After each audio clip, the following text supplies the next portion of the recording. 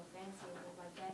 But Blaine, I feel like he made her feel lesser of herself because she wasn't able to connect with him a lot and didn't have a lot of things in common with him or his friends. So I feel like she had to try her hardest to seem like they had a lot in common with each other. I don't think either of them made her feel confident. I think Kurt kind of glorified her because he was fascinated with her, but once he cyber cheated with another white woman, I think she lost confidence in herself because she realized that he still has the same taste. If it was just an experience with him, and like Charlotte said, with the Blaine thing, I think he just always scrutinized her and what she was about. So I don't think neither of them ever had made her feel confident. I feel like they did just because of like the connection that they had. So that's perfect, but Blaine and Kurt, no. I have a question. So everyone knows that love was a thing and it developed throughout the story. But how do you think love played a role in the real world, and does it connect in the story in such a way? You have to. Could you repeat that? Okay, so how do y'all think? Okay, so how do y'all think that? So wait, my question was, how do y'all think that love play a role in the real world, and does it connect like to the story in such ways? Like, is love in the story connected to like love? Like, you know? I mean, there are some aspects of it that are connected to the real world. Like, when you think about love as it goes on through the story, you see like it starts like as this innocent thing that starts just based off of a friendship, but as the story goes on, it starts to grow into something more that can be turned into deceit or lies. And in the real world, you often see people who start off very close, start off very connected, but as time goes on, they grow apart and end up, their identities become transient, and they don't necessarily know who they are anymore, basically based off of that other person that they were so connected to at a point in time.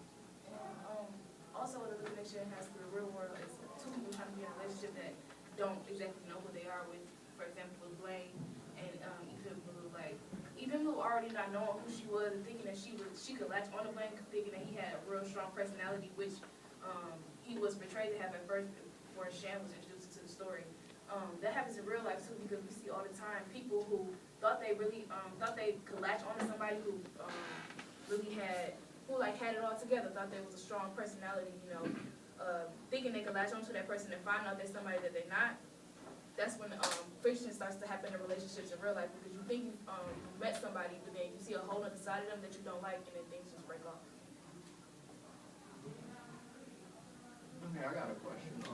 Like after was there with the latching on other people, as we see Benze's mother in the book, she seems very strong-willed and opinionated and confident, and there's just a coincidence that there's no man in her life. So my question would be, do you think some women, when they get into relationships, they give up a part of themselves just to appease a man? Like, is that a universal thing? I feel like it's definitely universal. I mean, it's not okay because we have the right to be whole, but I feel like women love so strongly and they put forth so much effort to keep a relationship going, and we don't even realize that we're giving up so much. Like, it's ridiculous. I feel like Alicia was just definitely trying to point out something, seeing that Olivia's mom was like a really strong woman, like a real strong character, and that she didn't have a man in her life. And I feel like that, and also like how with Ethan's parents, like how people were saying like her mom had like this stronger appearance opposed to other women in the story, and like her dad, like his confidence or his masculinity was like damaged because he couldn't provide for his family. So I feel like she was definitely trying to point out that when it comes down to women in relationships, either if the man, if his masculinity is like really strong, then the woman has no choice but to lower her standards, lower her confidence or the things that she can do, so just so that they can stay right. But and then when it's not, that's when they can step up and do things that they know they really can.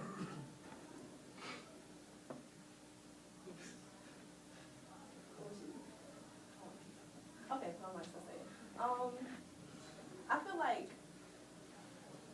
a woman's gonna change so much. A woman will actually change a lot about herself just for a man if she believes that he will make her happy, especially if, like, let's just say he got money or a good job, nice cars, whatever it may be. She's gonna change a lot about herself, not realizing that it's other men out in the world who can like appreciate her for who she really is, and she won't have to change nothing about herself. I feel like within the story, that's exactly what Infinity did. Like, she was changing a lot about herself that she didn't have to, or making certain decisions, like when it came to her blog and how she would talk in certain ways. She would change herself for the relationships that she was in, when in reality, it's a man out there who didn't really care and didn't need her to change.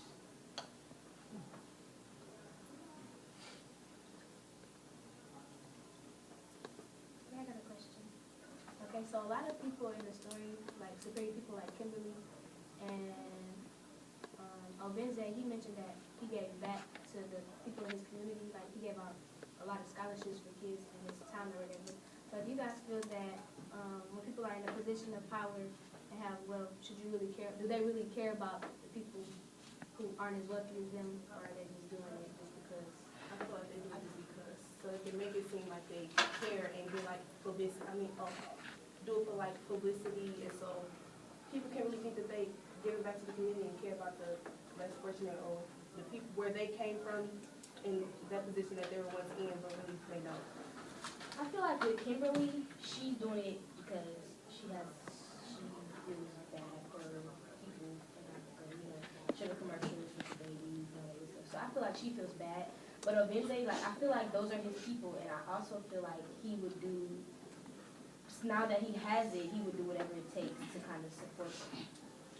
I feel this more like, based on the person itself, like, not in general, but I feel that, I would say, answer the question that most people do would either wanting for publicity or want some type of praise for it.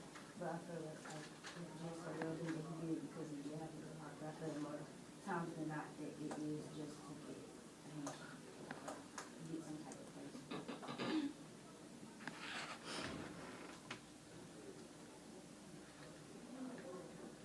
Well, I got another question. Do you guys think the implications of Ethan's purpose to transfer from America to Nigeria beneficial in the way in which her identity has remained intact, or has it changed due to her long stay in America?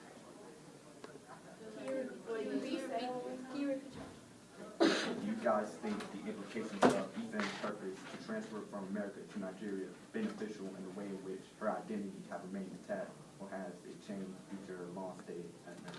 I think it definitely changed. Like Obenze was pointing out, like when she got to the restaurant, she was like, "Are these potatoes real? Like, what are y'all? Are these frozen?" Like I feel like America raised her standards of living. Because when she first got back and she was staying with a relative or a friend, I can't remember her name, but and she was like, "It's so hot. Like, why is it so hot in here?" And she had turned the generator off or whatever, and she was looking so down upon her because why do you not have air? But sis, you've been living like this your whole life, but now you went to America, you think you're better than them? Like, she completely changed. Yeah, I think the thing that bothered me most about that part of the story is how when she was in America, she didn't think of herself as an Americana, but when she got back, she tried so hard to put that American identity to the side to become Nigerian again, but she should know that it's not possible, just based on her experiences in America.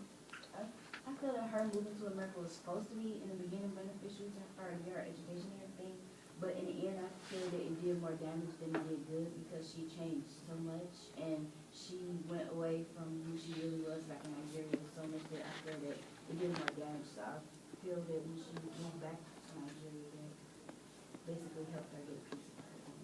I mean, I feel like it did damage, but I feel like her going to America and realizing and seeing race in her blog posts and doing all those, like, I won't say experiments, but going through all those changes and that she went through, I feel like that in some way, shape, or form helped her, because even though she was pretty hypocritical with the whole Americana concept, she did, like, she caught herself at some points. Like, she would say, like, you know, like, she would catch herself, like, you know, you said she was trying so hard to push away that American identity that she had. I feel like her pushing that away and being able to catch herself, I feel like that's that's something to, like, you have to give her credit for that. Like, she wasn't like some of the other people who had came from America to Nigeria, they was just trying to push it away completely. Like, they didn't want to have anything to do with it. So I don't think that it did do some damage, I will say that, but I don't think it did damage to the point where it was just moving to America was just a terrible thing for her to do in the first place. I think that it changed a whole lot too. Cause even like in the story when they were saying she got there and she was trying to change like her way of speaking to like the American way of speaking. And I feel that it also it taught her like a lesson in such a way because it's like you learn from the things that you do.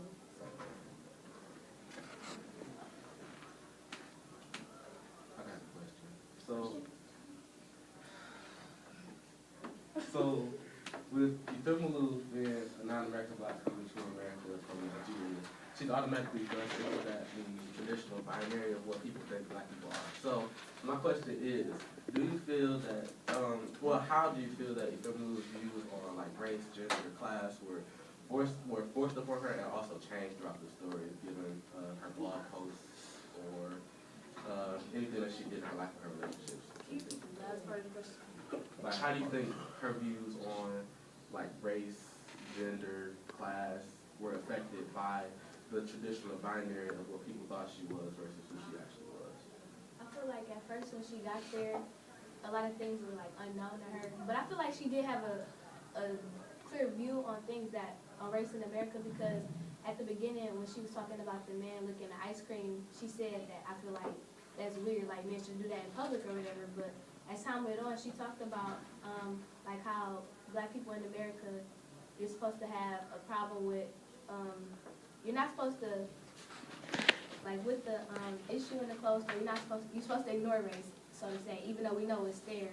So I feel like it opened up her eyes a little bit more, even though at first she may not have known as much about it, but I feel like as time went on, she did understand it a lot more and made it a lot clearer.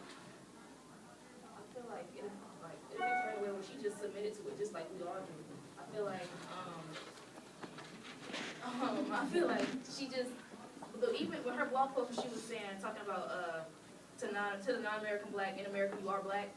I feel like that right there was just pointing out that at the end of the day, you're gonna have to submit to whatever they put on you, whatever label they put on you, just like we do in the real world in today's time. How we submit to we adjust to whatever white people or this white supremacy does to us. We don't question what they do. We just work around it. And she did the exact same thing, even though she wasn't it wasn't black. She submitted to everything that they did to her. She dove straight into the black community without opposing it to anything, without having any argument to it. So I feel like that's why. I have to disagree. I definitely think she had argument to it, which is why she came up with the blog. She wanted to speak on the wrongdoings and speak on what was happening to African Americans. And so by her doing that, I feel like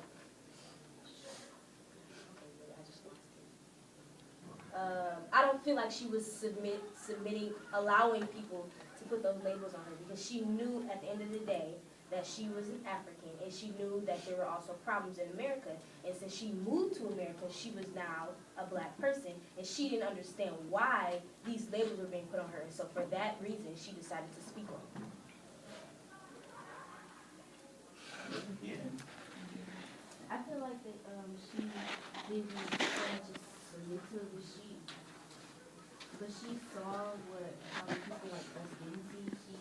Because I felt that she was not on the outside looking in, but like since we was like born into this white supremacy or everything, and she came from a place where there wasn't any to a place where there was some, I felt that she brought more insight to people that didn't really realize that they were probably being oppressed or that race was such a big issue.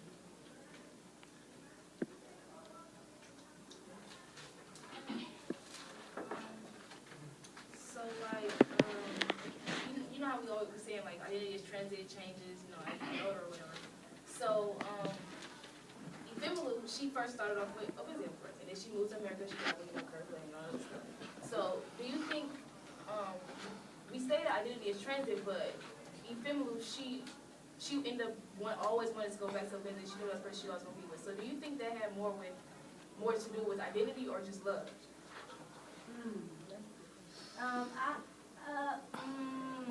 I think it was a little bit of both. I feel like Obinze made her who she was because she had a little too much self-esteem, and so she kind of needed him to give her that push, But I also feel like she loved him, and she loved him because